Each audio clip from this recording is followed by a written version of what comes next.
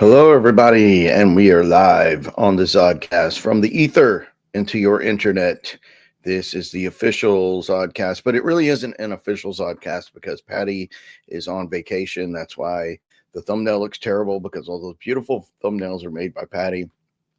So please give her a hello in the comments and on the regular comments when the video uploads to YouTube. It's like I can do it, and then it gets sent to YouTube, and you can still look it up and play it, but it doesn't give me the ability to go edit it until like 24 hours now. I don't know why. It's like, I don't even know what you call that, like an official upload or something, where I could go add some more hashtags or something like that. But doing this one a little earlier, and because the usual time was 8, but that really hurts people in England. So I'm kind of still experimenting, one, with the new sound system, and two, with the time of the show, because a big shout out to Neil Arnold in the UK, my good mate over there, always sending me good Zodiac stuff. It's really cool. Like, two of the guys I collaborate with the most are in England on different stuff, like Tim with Cooper, and then a few guys on Yuba County 5. We have Anthony on Yuba County 5, who's really obsessed with the case, and he's in England. I love it how the guys in England get so into American cases, like Cooper, Zodiac, and even Yuba County 5, because Anthony Dunn is really into Yuba County 5 big time. And he had a setback. He was going to come here to the States and actually go up to the Plumas and do a documentary of his own on the case, and something held him up, and I think he had to reschedule maybe for next summer. Correct me if I'm wrong if you're on, Anthony. I don't know if you listen to the Zodiac stuff or not, but that's super cool. I love it when the guys in the UK do that. And of course, me being of 85% English ancestry, I don't want to shut down anybody in England at all. And here's Neil right here, going under his name. I hope he doesn't mind me giving away. Okay, you said your own name, so I didn't out you. Some people don't like that. That made me remember a guy. You might remember him, Neil. Evan from Texas, who was actually a supporter of Professor Horan. And he is a super nice guy. That's why, I'm friends with people that have completely different theories on everything, and it's no big deal. It's like we're still friends, and it's not like anyone wants to start a fist fight because you don't agree with who this guy is or who that guy is. None of us were there. You can learn a lot from them, and they're good guys. And I hope he's still out there, because that guy was super smart.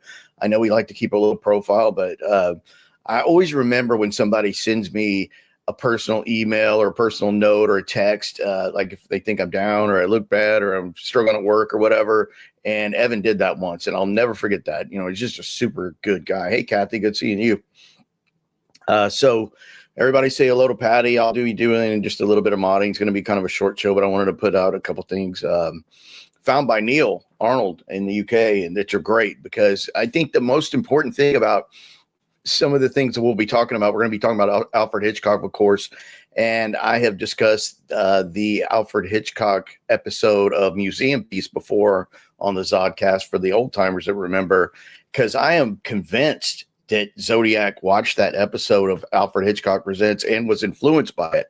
And it's important to know what date that one came out. And I'm trying to remember if it was 58, 59. I think it's when a lot of the episodes of Alfred Hitchcock Presents came out, and, when it was on television or in the early days, because that gives you an indication of how old Zodiac would have been. If you're into something like Alfred Hitchcock Presents in 1958, then I'm thinking you're at least early 20s.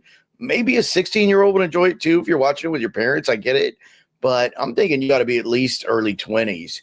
So by the time of Lake Herman Road being late 68, the guy's got to be at least early 30s, or later. It's just, if you can really pin down what he was influenced by, it kind of helps you pin down the age of Zodiac, in my opinion. This is, why some of the influences are so important. And there's so many episodes of Alfred Hitchcock. There could be far more. Of course, I'm a big believer that he read ABC Murders by Agatha Christie, which would also show somebody of a little more of advanced age. And also education, I think it's just, for me, it's kind of obvious he was smart enough that he had some kind of post high school level of education. I mean, you know, my theory, bringing that up real quick is somebody did like an AI Cheney Allen episode on YouTube, and Neil sent me that as well. So big shout out to my good buddy Neil Arnold, and I'll read the name of it. I dropped a link to it in the comments. So it's got an AI voice. It's a listenable AI voice, but unfortunately, with some of these AI voices, they totally screw up the names of the victims, which kind of hurts me a little bit because they're victims. You know, I can't even remember some of the examples. Like Mike Mougeau's name is butchered and Darlene's butchered. No, no pun intended there at all. Promise. I like it when the names are pronounced right. But I don't know. Maybe I'll ask my friend that knows AI so well. Is there an AI, moderator yet that's not mispronouncing things? Like if you listen to some AI generated content and it always reads like dates of it was like 9/11, because we call 9/11, of course, 9/11, and it'll say 911, it'll say 900 instead of 9. The AI doesn't know the difference yet. And I know some people are trying to get their books put to audio or whatever the audio thing is on Amazon. I can't even remember the name, but a lot of people don't like the AI read versions of their books. They still prefer a person do it with the nuances. But my friend actually generated, he's just finished a fiction book that I'll be having him on talking about. It's kind of has some Zodiac influence in it for sure. So I think everybody here will like it. Kind of like Ned's fiction series was influenced by Zodiac and the Charles Manson connection. Great book. Here it is right here. The first one that Ned did, Ned DeHaan, of course, everybody knows. Black Box Online Radio, Killer on a White Horse is a great read, by the way. Excellent read. But my friend's going to be kind of, influenced like that. Your mom loved Agatha Christie. She was born in 1927. See, that's interesting. Good comment by Kathy. It gives you an idea of what he was into. I mean, a young man just wouldn't have been into it. I know he uses that vulgar phrase in the decoded 408 cipher, but museum piece was 61. Okay, so that's later. That's later than the one you found, which we'll be talking about. Actually, let's talk about that one first, Neil. And congrats on the little one, by the way. I was a little late on that, but congrats to you on the little one, because I know how that is. I can remember, for me, it was 15 years ago when I had a little one running around. Now the little one's almost 5'10", so it's not so little anymore. Growing and likes expensive clothes, unfortunately for me. That one kind of hurts. I'm going to read the one you sent first, Neil. And of course, it's called The Motive is the name of that particular episode of Alfred Hitchcock Presents. It says, an astounding half-hour show. Well acted, well directed, and with an ending so unexpected that the viewer is compelled to go back over the story to confirm how a trap could have been so carefully laid. That already piques my interest, because I have not seen this episode yet. I don't know if you found it yet. I know the full museum piece is not on YouTube. There's like a 10-minute clip of museum piece on YouTube, but there's the full episode is on another site. And when this uploads to YouTube tomorrow, I'll add it. But again, I'm lagging behind without Patty. Totally not an official show. Without Patty, it's just not the same. And the quality goes straight downhill without her. Hey Keith, I was thinking about you, man. I was thinking about, I saw you liked something on my Instagram, and I was like, man, I was just thinking about you yesterday, bro. I really was. I was thinking about musicians in general that I know, and great guitar players that I personally know, which you were one of, obviously. Great guitar player, and of course, big Elvis fan, and plays like that awesome, Elvis style that I love, because I'm a big Elvis fan, of course. So I was thinking about you. I hope you're doing well, man, and got any health problems under control. I mean, that's just part of getting older, bro. I know we're probably like the same age. I'm like, you just don't have it anymore. Like I used to multitask and drive, and I, phone in one hand and writing something with the other hand and driving with my knee. In Houston, Texas, that's not a good idea. So I just stopped. I don't even text and drive anymore. I'm compelled to do it because I'm one of these take care of it now, guys, but I'm just like, I can't. Maybe when I was 40, I could do it, but I can't do it now. There's just certain things you cannot do as you get older. It doesn't matter what kind of shape you're in or how many push-ups you can do. It's just the natural course of life going under. But anyway, Motive's outstanding half-hour show, well acted, well directed, and with an ending so unexpected that the viewer is compelled to go back over the story to confirm how a trap could have been so carefully laid. The show opens with two young businessmen. See, we're talking about a duo already, Neil. I love it. And a young woman who may be a secretary, I don't know, maybe a Darlene type character, relaxing after work in the living room of one of the men, Art DeLee Allen's basement. Tommy Greer, I guess that's a character name, not an actor. I'm not sure. All are drunk and continue to drink as Richard, the other man, prods Tommy to explain his theory to Sandra, the woman. That's interesting.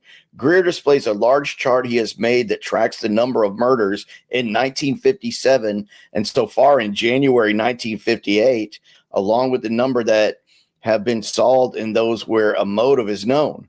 Richard remarks sarcastically that Tommy's chart will prove that a motiveless, God, can't pronounce it, motiveless killing is 100 to 1 shot. So this is the whole idea, I think, of the premise of the show is to have a murders without motive.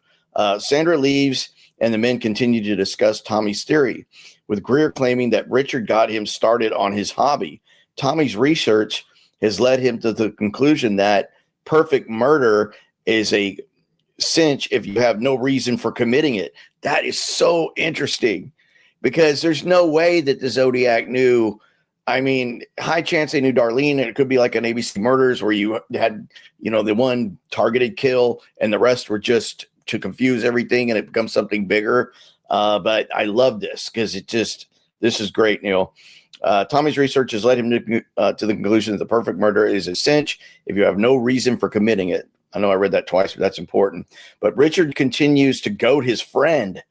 It sounded interesting to me, who reminds Richard that he was the one who told Tommy to get a hobby to get Marion, the ex-wife who let him off of his mind. Hey, then there's more, but I've got another. Maybe I cut it off. Hold on. Going back to my messages with you. I think that's the only one you sent me, but I've got another one. I've got another synopsis by Jack Seabrook, wrote this synopsis called The Hitchcock Project, A Motive by Rose Simon Cohn. Okay, and then I guess by Jack is reasserting whatever she wrote. The Motive, which aired on CBS on Sunday, January 26, 1958. So it's just the beginning of 58 now, so it's way earlier than the museum piece, is the first of 2 episodes credited to Rose Simon Cohn. Okay, she wrote this episode, 1901 to 1985. Unlike the second, The Morning After, that's another episode, which is played on by a short story by Henry Slezar. This teleplay is original. Cohn began her writing career as a playwright. In the earliest play I have found attributed to her dates to 1936. She wrote several more in the years that followed. Be interesting to know if she has any English background at all, including the one that was produced on Broadway in 1943 and 2 films that were based on her work from 1954 to 1959. A handful of TV episodes were either based on her stories, written by her, or co-written by her. The 2 episodes of Alfred Hitchcock Presents represents her last credits. She also had a pair of short stories published in Digest in the late 1950s. The Motive is, you might not even know this one, Neil. The Motive is an outstanding half-hour show, well acted, well directed, and with an ending so unexpected viewers could be able to go back. Okay, that's the same thing you'd send me. Now I have the rest. I thought this was a different write-up. Okay, so anyway, I'll start where I left off at the other place. Sorry, I'm all over the road. Richard accuses Tommy of going overboard again, pointing out the young man still has a closet full of Marion's dresses, as well as her record album and a book of photographs. Richard also remarks offhandedly that before Marion left Tommy, she had chosen Tommy over Richard, asking his friend how he knows that the murders on the chart were motiveless. Richard points out that All that Tommy knows for sure is that the police were unable to uncover a motive for each crime. Richard drunkenly challenges Tommy to prove his own theory by committing a motiveless murder. This is great, Neil. The pair take a crowded elevator down to the building's lobby, continuing their discussion in the lobby bar. In the lobby, Richard sees a bank of telephone books near a phone booth. There's a phone booth. He chooses the Chicago phone book, opens to a page at random, closes his eyes, and points to the name and address of Jerome Stanton, who he calls a sacrificial lamb, picked by the finger of fate to be your victim. Tommy tears out the page, and Richard suggests killing Stanton with a blow to his cervical vertebrae. This is crazy, man. Although Richard and Tommy spend the first half of the episode drunk, when the second half opens, it is the next day and they are sober. Richard joins Tommy at a busy restaurant for lunch. That kind of brings things to mind. And when Tommy brings up the idea of murdering Stanton, Richard says that he was stoned last night. That's weird. I mean, was the word stoned even being used in 58? And recalls little of what was discussed. Richard remarks that he has to leave to go to a convention for a couple of days, and Tommy writes the word Chicago on a menu in big letters. There is dissolved to Tommy in a Chicago hotel room. A bellboy brings him a city map, and he quickly locates Ridgely Road, where Stanton resides. There is another dissolve to Tommy walking down that very road past suburban homes. When he sees Stanton's house, number 1661, that's a palindrome, by the way, when it's the same forward as backwards, he hurries off. Later, back in his hotel room, Tommy telephones Stanton's house and speaks to a maid who tells him that his target is not a home. Tommy pretends to be conducting a poll and asks about Stanton's favorite TV program. That evening, Tommy visits Stanton's home, where the man is alone, and welcomes him inside. Greer and Stanton go into Stanton's study, where Stanton confirms that they will have 20 uninterrupted minutes together since his wife is at the movies. Tommy, wearing glasses and looking studious, explains that he is engaged in a research project to determine if emotional traits can be assigned to a specific gender. He sets out buttons, a needle and thread, and a hammer, and Stanton obligingly begins to sew a button on a handkerchief while answering a series of questions. When the questions end, Tommy asks Stanton to take a tape measure, get down on all fours on the floor, and open the tape measure near Tommy's foot. Tommy calmly picks up the hammer and hits Stanton in the back of the head, off screen, killing him instantly. See, back in the day, they didn't want to show anything too gory, especially in 58 on TV. I guess with little kids around, they didn't show anything too graphic, on television. Quickly gathering everything up, Tommy rushes out and catches a bus. Back at his apartment, he adds to the lines on his chart, tracing the numbers of murders and those without a motive. Man, this is great, Neil. The next morning, a bellboy brings Tommy the morning newspaper and pours over it as Richard enters the apartment across the hall. Tommy reads an article out loud about Stanton's murder and discovers that the police have a suspect. It seems that Mrs. Marion Stanton told the police that her former husband, Tommy Greer, must have discovered that she left him for Stanton and killed the man. Tommy realizes what he has done, and Richard coolly admits that he knew that Marion had married Stanton and that he planned the whole thing as revenge against both men for stealing his girl. Tommy gets angry and attacks Richard, who pulls away and opens the door to admit the police, who enter and take Tommy away. Sounds like DC and Mr. Allen. The show ends with Richard alone in Tommy's apartment, gloating over success and throwing Tommy's chart on the floor before the screen fades to black. This is great stuff, dude. The ending of The Motive is such a surprise that it is worth rewatching the episode to see how Richard pulled it off and whether everything holds up when one knows the truth. Assuming Richard was pretending to be drunk in the first half of the show, one sees that it was he who brought up Marion in conversation, admitting that she chose Tommy over him. At the time, it seemed like an offhanded remark, but in the end, it turns out to be the reason for everything that follows. In the lobby, it is Richard who chooses the Chicago phone book, seemingly at random. We don't see him open it to a particular page, but he closes his eyes and appears to point to a name by chance. He clearly had this all planned in advance. That is so important. When Tommy gets to Chicago, he walks by Stan's home, and when we see that it is in a suburban neighborhood, having a maid answer Tommy's call seems to suggest a level of wealth inconsistent with the home's exterior, but a maid has to answer for the story to work. Stan is at work in the middle of the day, and if his wife answered the phone, Tommy would recognize his ex-wife's voice and the plan would fail. Carefully planned. One puzzling aspect of the motive is where Tommy and Richard live. It looks like Tommy has an apartment on an upper floor of an apartment building in a city that might be New York.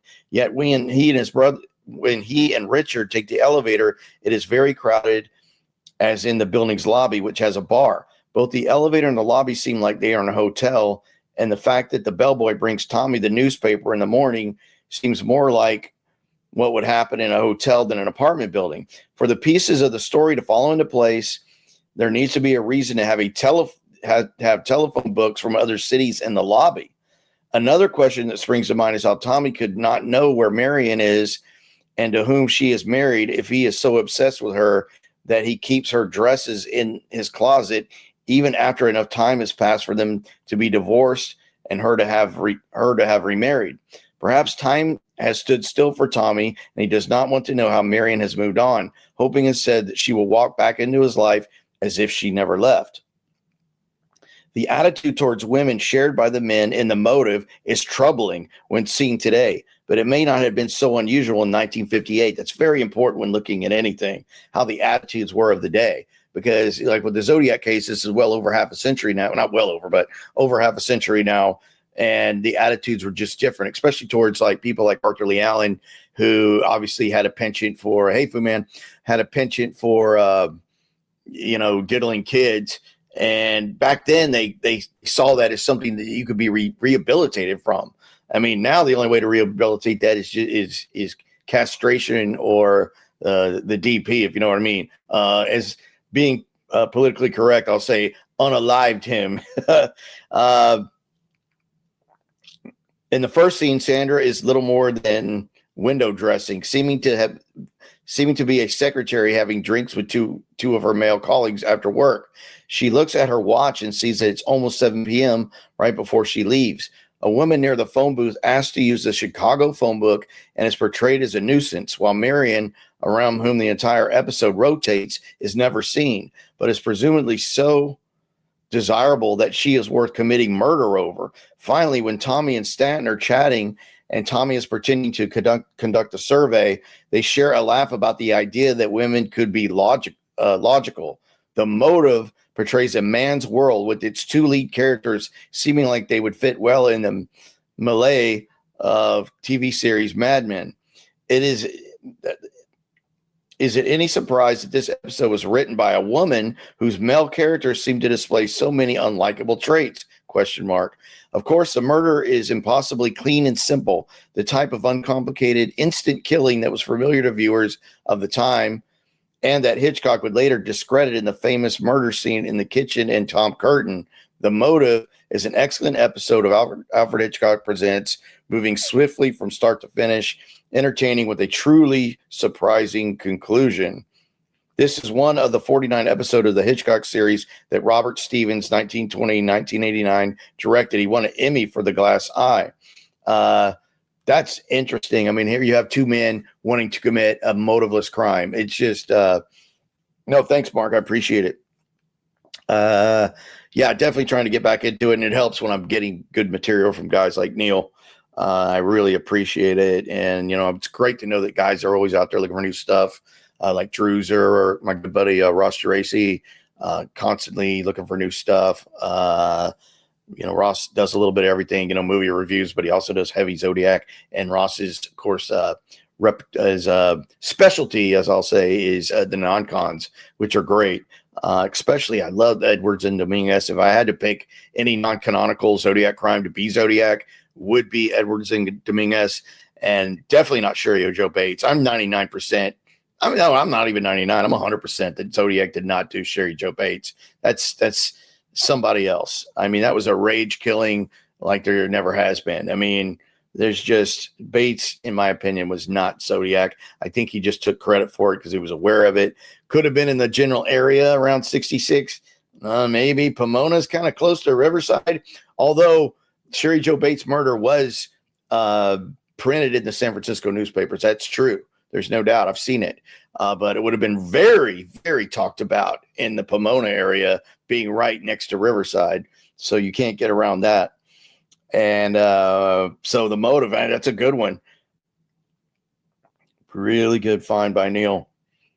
Now I want to talk a little bit more about Museum Piece, because if anything I've ever seen that I feel like the Zodiac watched, if you forced me to pick one, of course I'd love to say that absolutely he read the ABC Murders, and I'm pretty confident in that, but I'm trying to be objective as I can. But just generalized Zodiac. I think the chance that he saw Museum Piece is upper 90s, really, all day long. Yeah, I agree with you. Ray Davis is Zodiac-like. A buddy of mine got me looking into Ray Davis a little more. The murder of Ray Davis, who was a cab driver, 1962. People don't shoot me. I'm getting a little rusty. In Oceanside, California. Of course, cab driver killed like Paul Stein was in 69. And there was a phone call after that murder, Plate C, as you know. And there was a book in there. I can't remember the name of the book. If you do, like 62. Okay, glad I got it right. I agree with you on Ray Davis too. That's one's hard to dispatch. Even though, of course, Zodiac said that he started the collection of his slaves at Lake Herman Road. So maybe that's because he wasn't really thinking of himself as Zodiac back in 62 when Davis was murdered. It is interesting that Ray Davis was living. Not Ray Davis. Yes, Davis. Sorry, I can't even remember that Davis was living in Pomona before he splits up with his wife and moves down where his brother was living in Oceanside, California. Always worth mentioning. But anyway, if I had to put all the chips in the middle of the table, I would say Zodiac saw Museum Piece. And I highly believe you probably saw the one we just talked about. But Museum Piece for sure. It says The Hitchcock Project, Harold Swanton, Part 6, Museum Piece. By Jack Seabrook. Museum Piece is a tale of a father's revenge, the evidence of his crime hidden in plain sight for years, and 2 murders committed by a seemingly reasonable man. In the end, 4 men are dead, 1 by accident, 1 from despair, and 2 by careful planning. The show opens with a close-up of a skull that has a large hole in its cranium. So it actually shows skeletons, which reminds me of the Halloween card. Because remember, there's 2 skeletons on the Halloween card, the one on the front and the one on the inside. Was it Dance of Death, Neil? I'm not sure. Neil says the book was a Dance of Death they found in the cab after the Ray Davis murder. The show opens with a close-up of a skull that has a large hole in its cranium. We hear the voice of a museum tour guide discussing the artifact, and the camera pulls back to see the man speaking to a tour group in a museum as they observe an entire skeleton on display. The guide leads them to a group, another skeleton hanging nearby. Then we got 2 skeletons. Halloween card, that of a modern male Caucasian, a present-day American, very much like a you and I. I remember somebody either I was emailing with or something about the Halloween card, or maybe I read it. It's been so long. Where the bones are different on the ones on the Zodiac Killer's Halloween card. Like one, I think with a pelvic bone, one's a female and one's a male. Maybe I'm getting that wrong. Someone correct me if I am. The guide leads them to a group of another skeleton hanging nearby, that of a modern male Caucasian, a present-day American, very much like you and I. Soon the group leaves and the guide closes the doors of the museum for the day.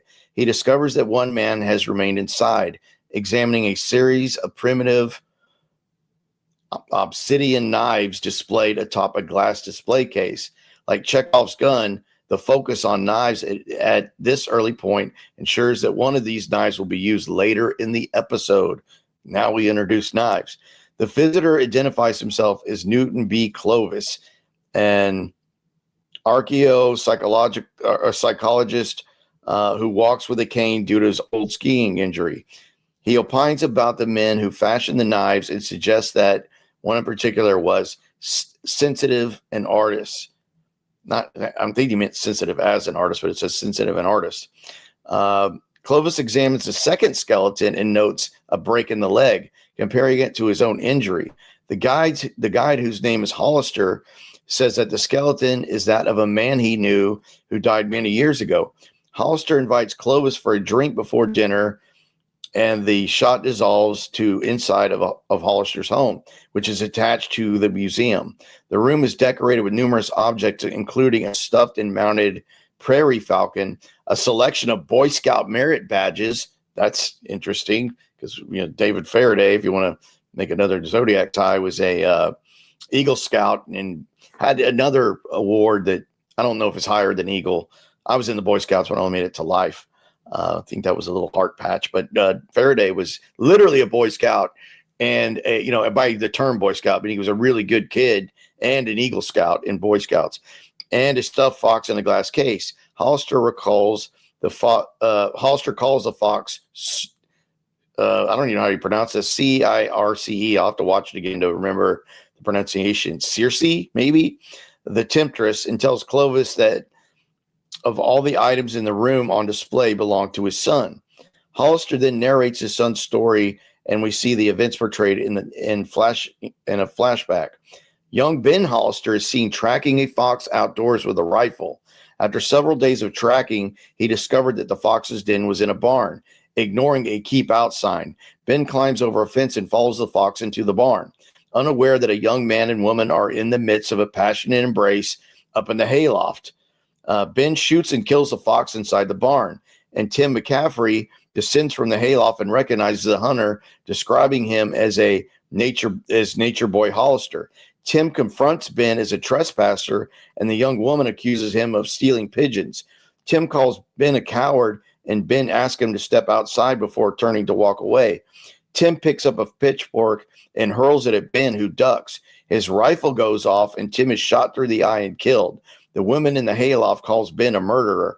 And one thing important to note here, because I've seen the episode, is that when he goes hunting for this fox, he has a flashlight attached to his rifle, which is something not, really done back then. So that only comes up twice back in the 50s that I know of. And I can't remember the date, but it was talked about in Popular Mechanics magazine. And it was also shown in this episode. Of course, Zodiac bragged about having a flashlight on a gun so he could easier pick off his victims. I think he was referring to Betty Lou and David at Lake Herman Road. But in this episode, he's hunting the fox with a flashlight.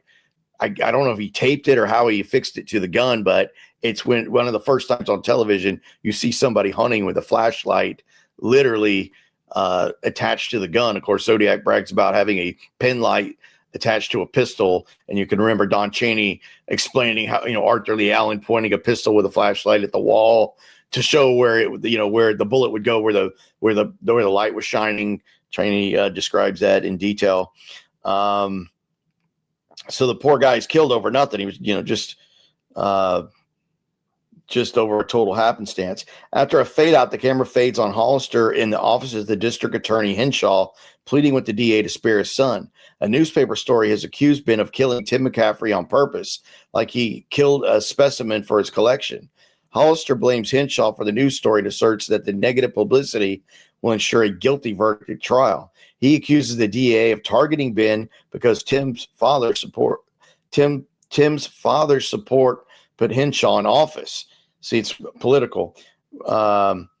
We then witness Ben's trial, at which Henshaw explains to the jury that Ben shot animals in the eye to preserve them as specimens and claims that Ben planned Tim's murder in the same manner. Ben's outbursts in the courtroom protesting his own innocence are for naught. For some reason, the young woman in the hayloft who witnessed the incident is nowhere to be seen. Henshaw's argument that an accidental shot in the eye is nearly impossible is convincing, and although the DA asked for the death penalty, Ben is sentenced to life in prison. In prison, Hollister visits his son to announce that he has bought an old ranch and plans to turn it into a private museum. He asks Ben to design it to house his collection, attempting to engage the young man, but Ben is listless and uninterested. After Ben goes back to his cell, a prison guard tells Hollister that his son does not belong there and is refusing to eat. Hollister again visits DA Henshaw to beg for Ben to be paroled, insisting that Ben will die inside of a year if left in prison. But Henshaw ignores Hollister's pleas. There is another dissolve, and we are back in the present as Hollister tells Clovis that Ben died 2 months later. He again comments that the events took place years ago, and we can see that Hollister has aged. His hair gray in the flashbacks is now white. His story done. Hollister leaves the room to finish locking up. Clovis returns to the museum and examines the contemporary skeleton closely, paying special attention to its teeth. Hollister returns to find him there, and Clovis reveals that he is not really an archaeopsychologist. He's from the office of the district attorney. Hollister remarks that it took almost a year to put him there, referring to the skeleton, and he mentions a manhunt. Behind his back, Hollister picks up one of the obsidian knives and approaches Clovis. He admits that he carried out the execution of D.A. Henshaw for revenge, whose skeleton now hangs in the museum, and calls him the man who murdered my son. Clovis asks how it was done and turns to face the skeleton, at which point Hollister stabs him in the back. Clovis falls to the floor dead. There is another dissolve, and we see Hollister leading another tour group to the museum, but this time there's a third skeleton on display, that of Newton B. Clovis. Just a great episode. Harold Swanton's teleplay for museum piece is well structured with parallel scenes at the beginning and the end. The acting is good too, especially the performance of Larry Gates as Hollister, the anguished father. Yet the story seems too complicated for a 21-minute film. I agree. With too many things happening for the viewer to be able to follow clearly. One assumes that the skeleton in the museum is that of Ben. I did too. That's so true. And the revelation at the end that it is Henshaw is unexpected and confusing. Through a careful review demonstrates that Hollister never says directly that the skeleton is that of his son. It's hard to imagine how Hollister manages to get away with murder twice, the unseen killing of D.A. Henshaw and the on-screen killing of Clovis, not to mention the stripping of the bodies down to their skeletons and boldly displaying those skeletons in a museum off the highway. Although Hollister says that the events concerning his son Ben occurred many years ago, the flashback scenes seem contemporary, with clothing and hairstyles indistinguishable from those in the scene set in the present. The events in the barn with Tim throwing a pitchfork at Ben, Ben's rifle discharging, and a bullet going through Tim's eye are also hard to fathom. And when Henshaw argues to the jury that the sequence of events makes no sense, his claim is believable. Finally, Hollister as a double murderer seems implausible, since his sincere concern for his son and his reasonable approach don't seem to jive with his role as a cold-blooded killer. So the interesting things, of course, with the skeletons, hey, Darnell and Haley, are the beginning of it. And I'll find a link and I'll drop it in tomorrow when it officially uploads to YouTube. You can watch this after the show. But it's totally free to watch on this other platform. It's not YouTube. YouTube only has like a 10-minute version. Then I'll also look for the other version as well of the other episode, of course, which would be The Motive. Don't want to get that wrong. So The Motive comes before Museum Thieves. I think Neil said Motive was 1958, January 1958. And Museum Piece 62, you said 61, 62. So I think he's watching. If you watch one Alfred Hitchcock Presents, you're probably watching them all. So there could be some with more elements. But if anybody is a big Hitchcock fan and has seen them all, if you find any Zodiac Killer parallels, please email them to me or drop them here or drop them in the chat, wherever you're comfortable with doing. Oh, speaking of emails, Big B Art, I know you listen to some of the Zodiac stuff, but if you're on here, I know you're a Yuba County 5 guy, and we're going to do, I might do my whole private Yuba County 5 group, invite them to a show on here for everybody, all the hardcore guys that I chat with through Facebook, and do a Yuba County 5 show. But Big B Art, I did not know that you knew Jackie Hewitt and or Gary Mathias. So please email me, drewbeeson@yahoo.com. I even put a little ad for you over on the posting section of this channel. Eagle Scout was very impressive in your 1970s childhood. Yeah, I think it was even harder to get from what I know. I know my dad was in the Boy Scouts. I have some of my dad's old Boy Scout gear. My dad didn't make Eagle either. I may have aged out. I don't remember. I never planned to get. I had the Arrow of Light from Cub Scouts, which I think is the only Cub Scout badge that you can put on your Boy Scout uniform. And I actually leased retail space to the Boy Scout store. So I'm going to ask those guys about it a little bit too. There's one of the guys that works there's father's an old Vietnam vet I call Gunny, and I love talking to Gunny. He's a hardcore Marine combat vet and from Vietnam who got heavily exposed to the Agent Orange, unfortunately, similar to my good friend Tony that you guys know of. Has there been any further investigation by law enforcement on the Yuba 5? No. So many unanswered questions. Sheriff should reopen the case. He really should. I don't know. I went to lunch with Dallas Weir Jr. Of course, that's Ted Weir, one of the Yuba County Five's uncle. And Dallas remembers the days because he's of the age where he was younger, but he used to go bowling with 4 of the guys. I don't think Matthias was going. I never really asked him specifically, but he did know the boys pretty well. And we kind of left it. If you know Yuba County 5 case, there's one theory called the town bully theory. Now, this guy did a lot of bad stuff. He knows he did. I'd like to take him off the table because I personally don't think he had anything to do with it. It just doesn't really add up. He could have done it, sure. Anybody could have done it.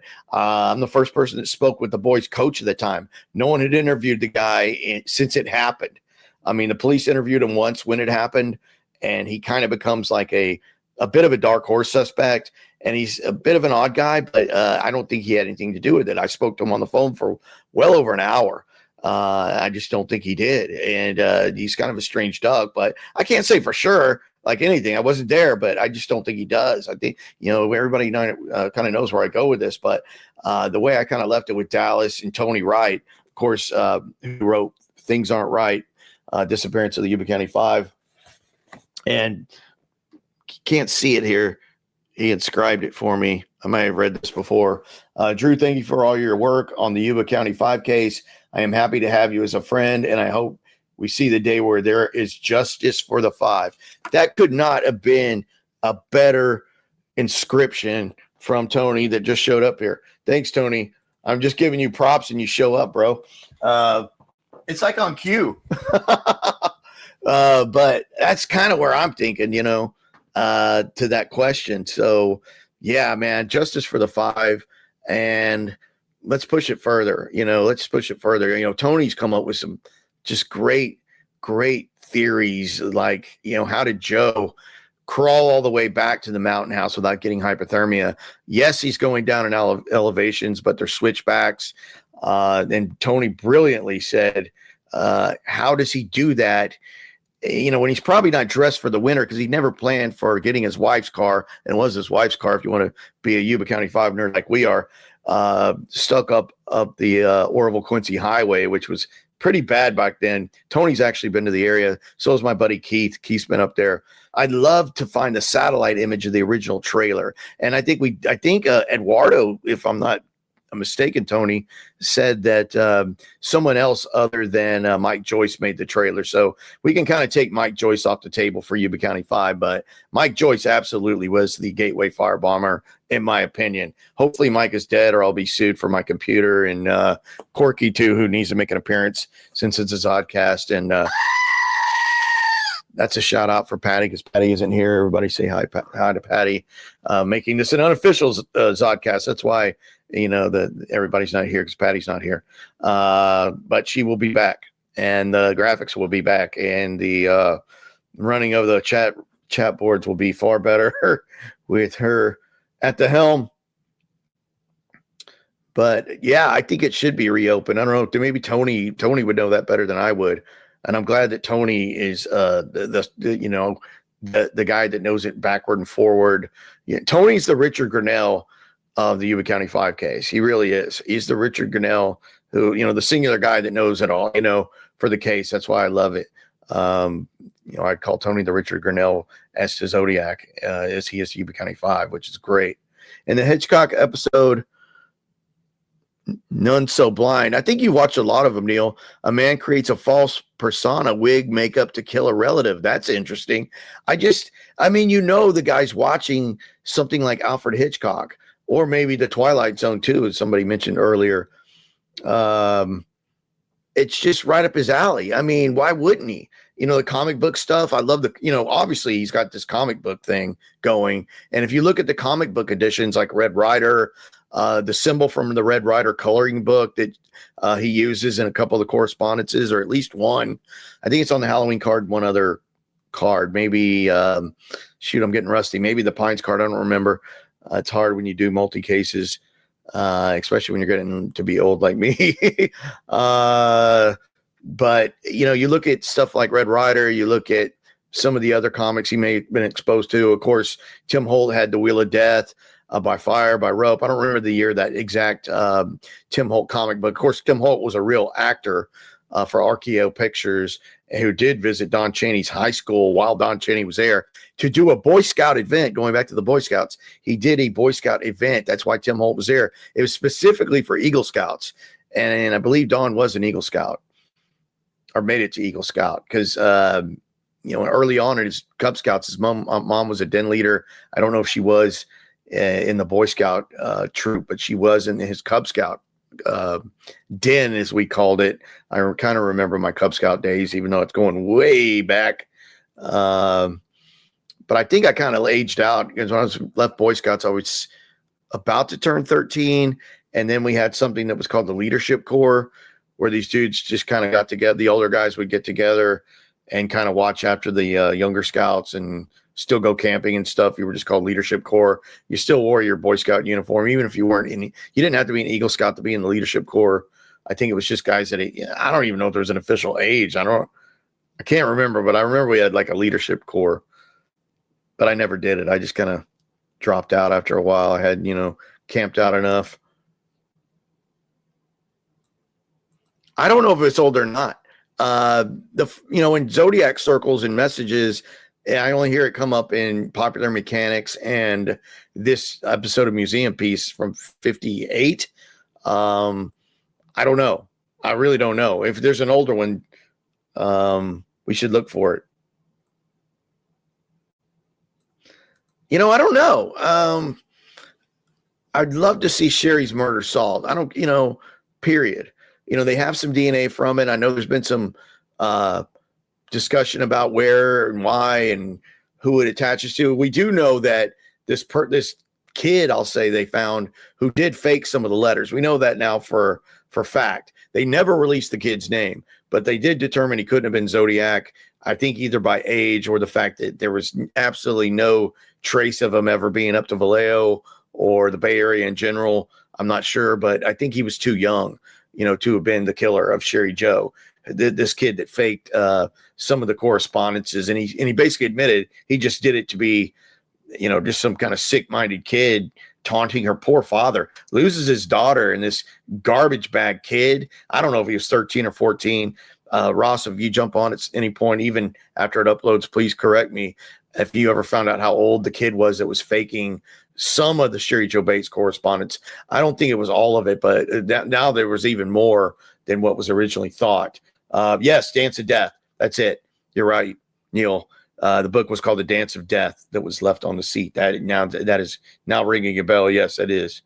That's the book that was left behind in Ray Davis's cab. And then there was a phone call made after the murder, which makes it sound like Blue Rock Springs Park and Lake Berryessa. And the only thing is, I think Zodiac remarked that Lake Herman Road was collecting the slaves, but maybe he's not Zodiac back then. But I do know that Ray Davis was living in Pomona before he moves down to Oceanside, living with his brother. And he was kind of estranged from his wife. And I think she had 2 kids from another marriage, and he's originally from Michigan. So he was only in Pomona for like maybe 10, 11 months, not a long time, not even a year. But he did leave Pomona down to Oceanside, but he's originally from not Detroit, somewhere in Michigan. Tony, you probably know the name of the town if I can remember it, but it's not a big one. I'll have to look it up. The Yorkshire Ripper had someone sending false letters too. I didn't know that. I think about Jack the Ripper a little bit, and I'm not a Ripper expert at all. I don't know near the level of Ned.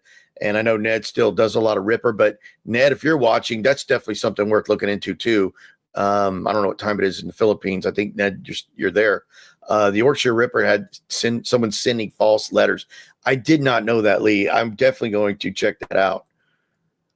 the Reading the Thing collection, volume 1 and 2, there are similar stories. A taxi driver killed and a couple executed, very similar.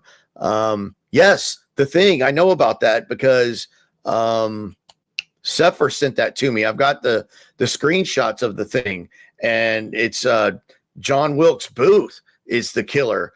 The real John, it's portraying. I mean, it's fiction, of course, but the character is John Wilkes Booth, of course, the famous assassin of Abraham Lincoln, is the one shooting the cab driver from the back seat. And I think that's what you're talking about. The Thing is a comic book, and the cab driver is being shot a la Paul Stine in the Presidio. I think from the back seat, and from the looks, I think there's might be some small school of thought that maybe the guy got close enough to Stine that he shot him from the front seat, but it looks like he just reached over easily enough and shot Stine over his right ear, killing him with a 9mm. But no, that's interesting about the Yorkshire Ripper. I'm gonna definitely look that up. I missed this plate. See, when I found out that your ex was in San Francisco on vacation, you texted her to make sure you say hi to the Zodiac. You might find at least his ghost over at Washington and Cherry. I think I missed this one too. Luca. Hi, Hitchcock had many stories about, you mean homicide? Homicide in, is that psychology? I don't want to pisscology. I don't know what that is. Very close to what you read in Agatha Christie's books. Yes. I'm glad you made that connection. Very similar, the writing styles and the suspense and the murders, very, or the unaliving. Sorry, I said the M word. Please, YouTube, don't censor that. The unaliving, we'll say, very similar to Agatha Christie, all the way. You could just see them doing that. Neil, Dance of Death was published in 1960. Concerns 12 murders committed for every month of the year. That's interesting. Was Davis reading the book, or did the killer leave it? I don't think that's known. Ross, if you know, let me know. Ross knows that case better than anybody. And of course, Davis comes from being tied to Zodiac from the lady that I know Ross interviewed that wrote for the newspaper in Oceanside. And she's the one who, to my knowledge, thought it could be Zodiac. Like, no one ever came forward with, hey, this cabbie was killed here in 62. Maybe this is Zodiac Killer, because she knew Zodiac well enough to know that he had killed Paul Stine in 69. And she comes forward. I don't remember the reporter's name. Ross will. She's the one that came out, like maybe 4 or 5 years ago and said, hey, maybe this is Zodiac. We need to relook at this. And then we found out more about it and how it gets added as a non-canonical Zodiac crime. Just thinking out loud, Dance of the Dead, like a skeleton dancing, is in the Halloween card. Yeah, a lot of people have said that the skeleton is definitely looks like he's dancing. There's so much going on in the Halloween card. That thing could be just, there's so many interpretations of it. And I know she occasionally watches this show, but I think the person that I know of that's done the most work on the Halloween card years ago, God, what's that? Blaze Star. She goes by Blaze Star. Obviously, that's not her real name. I think she's trying to keep it her anonymity. Sorry. Need another drink. Not alcohol, of course. Gave that up a long time ago. She had emailed me or messaged me a couple times, and I told her that I think she has brought the best insights of the Halloween card forward than anyone. She kept getting certain names over and over, the way she breaks it down. She's got a blog. If you type in Zodiac Killer Halloween card and Blaze Star, 2 words, maybe 2 R's, I don't remember. Blaze, if you're ever in the live chat, please say hello. It'd be a big honor, because I've read your stuff so many times. You keep getting certain names. One she gets is Bannock, and then Bannock, the name Bannock has something to do with, I think, the Tim Holt comics. And then Cheney's relative, of course, Paradise, Mary Martha Paradise, comes from Bannock County, Idaho. So I always wondered if she's picking up on that. She also picks up on the name of Frank a lot. And she said this years ago in her blog, she picks up a lot on the name Frank. Well, Cheney's relative, Mary Martha Paradise, was married to Frank Paradise, Paradice, and she gets the name coming up. I can't remember exactly how she did her decryption of the Halloween card, but I think she's on to some certain things with it for sure. She spent probably hundreds of hours just studying the Zodiac Killer Halloween card. And it's interesting that way before I ever even discovered Cheney had a relative with that last name, she sees the name Frank coming up a lot in that card, and the name Bannock. And Frank Paradise also lived in Bannock County, Idaho, specifically a town called Pocatello, Idaho, where he was a well-known architect and designed a lot of the buildings there in Pocatello. He designed one building that actually, this is just a synchronicity, doesn't mean anything, but the building housed a pool hall called the Zodiac Pool Hall. I mean, you can't make this up. It had the Zodiac Pool Hall in the building that Frank Paradise designed. Of course, he was a relative to John Cheney by marriage from his first cousin twice removed. So interesting, he has a relative named Paradise. You know, that's an English surname. I'm 85% English ancestry. I know names as a genealogist. That's kind of what got me into true crime and everything, is just doing genealogy. I'd love to be a genetic genealogist. I got to have lunch with Colleen Fitzpatrick. Of course, she was one of two people and the main driver solving the Somerton man case. I got to have lunch with her at CooperCon because she was another speaker there, like I was, and we were talking about the DNA of the Zodiac too. And she goes, "Oh, you really know the case?" And I was like, "Yeah, you didn't know that?" But no, it was cool because she really, really knows her DNA, knows her genealogical DNA, genealogy tracing. She's one of the best in the business and probably the top person doing all that. And it was really cool to have lunch with her and get some insights from her. I'd like to I might have her on at some point. Very nice lady, super smart. She talked about the DNA, of course, at CooperCon, and she basically, when she did her speech at CooperCon, said, "There's nothing here, guys, go home." I mean, she lightened up on that a little later, but at CooperCon, she was like, "We don't have anything, we've got thrown away cigarette butts. We have a hair that supposedly survived that no one knows where the hell it is. He didn't even leave a clear fingerprint like Richard Floyd McCoy, who was not Cooper, in my opinion, of course." Speaking of that, I wanted to show this just for the regular, let's just say the regular viewers. I bought this glass frame for this picture that was sent to me by my good friend Alan Keller, who was in Team Colorado. He was of course, Ted Braden on his left there, smoking a cigarette with a Swedish K submachine gun, was the 1-2 of Team Colorado, RT Colorado, McVie-Sog team. And he wrote this on the back. He put September 1966. That's why I got this double glass frame from Hobby Lobby. You can see what he wrote there. It says September 1966, Operation.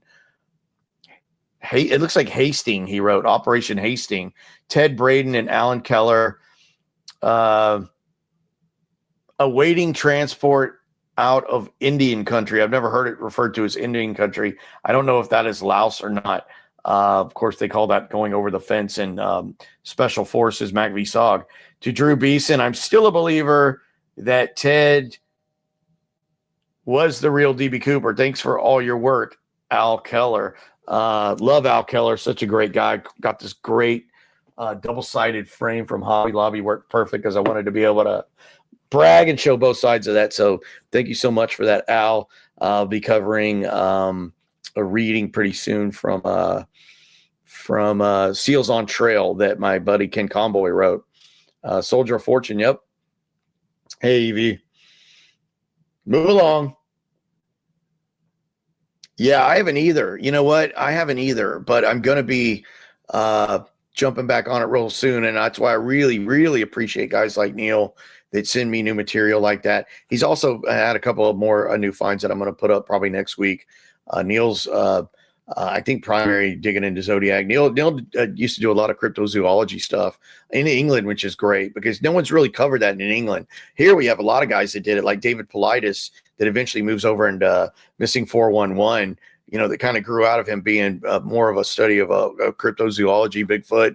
Obviously, I'm a big believer in Patty Gimlin. Patty Gimlin is, co-owner of this channel, and everybody, please give a shout out to Patty, because then when Patty comes back, the production values go way up, way up.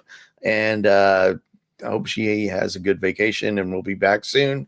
And hope everybody has a good next week. Please drop a like and a subscribe if you have not already done so. And go check out that link to that guy's video. It's AI, but it's really well done, and definitely worth a listen. I don't know who made it, but it's definitely worth a listen. You know, he kind of goes, you know, you can kind of fast forward through the history of the crimes because you guys know it all well. But after that, really good listen. So check it out for sure. Thanks for watching, everybody. Have a great week.